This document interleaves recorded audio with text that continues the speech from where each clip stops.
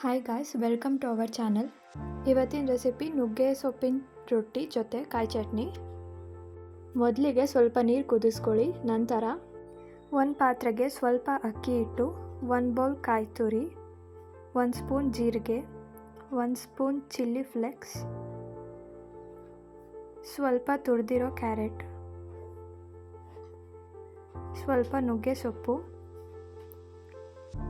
ಸ್ವಲ್ಪ ಈರುಳ್ಳಿ ಮತ್ತು ಸ್ವಲ್ಪ ಕರಿಬೇವು ಸೊಪ್ಪನ್ನು ಹಾಕಿ ಚೆನ್ನಾಗಿ ಮಿಕ್ಸ್ ಮಾಡ್ಕೊಳ್ಳಿ. ಮಿಕ್ಸ್ ಮಾಡಿಕೊಳ್ಳಲು ಬಿಸಿ ಮಾಡಿಟ್ಟುಕೊಂಡ ನೀರನ್ನು ಉಪಯೋಗಿಸಿ.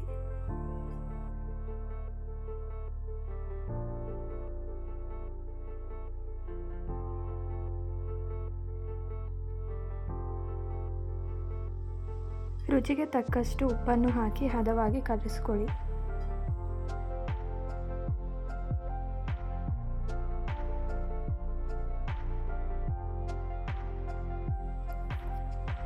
ಕಲಸಿರೋ ಹಿಟ್ಟಲ್ಲಿ ಉಂಡೆ ಮಾಡಿಕೊಂಡು ಬಟರ್ ಪೇಪರ್ ಅಥವಾ ಬಾಳೆ ಎಲೆ ಮೇಲೆ ತೊಟ್ಕೊಳ್ಳಿ.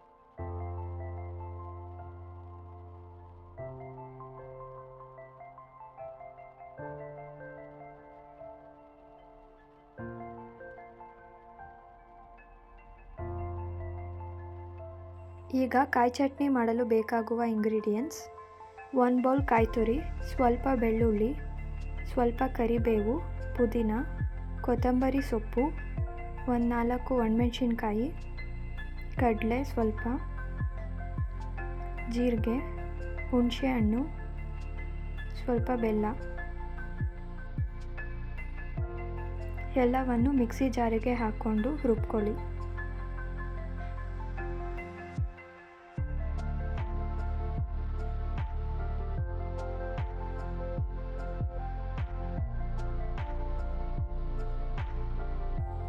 ಹಾಗೆ ರುಚಿಗೆ ತಕ್ಕಷ್ಟು ಉಪ್ಪನ್ನು ಸೇರಿಸಿ.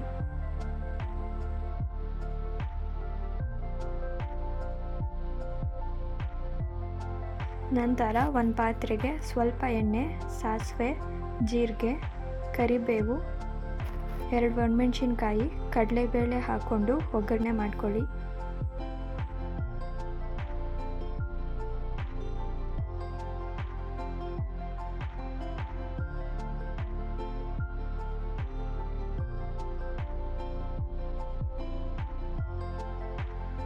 ಒಗ್ಗರಣೆಯನ್ನು ಚಟ್ನಿಗೆ ಸೇರಿಸ್ಕೊಳ್ಳಿ.